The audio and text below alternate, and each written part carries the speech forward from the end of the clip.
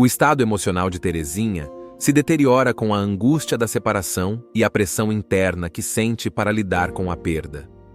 Sua saúde fragilizada é um testemunho da intensidade de suas emoções, enquanto a providência divina molda seu caminho. Como uma tempestade que se forma antes do amanhecer, seus problemas servem como uma ida ao deserto espiritual, onde a dor traz transformação.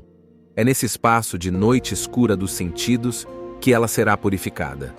A história de Terezinha transcende o sofrimento e confirma a verdade de que, na fragilidade, a grandeza espiritual pode emergir, refletindo a esperança que a fé oferece.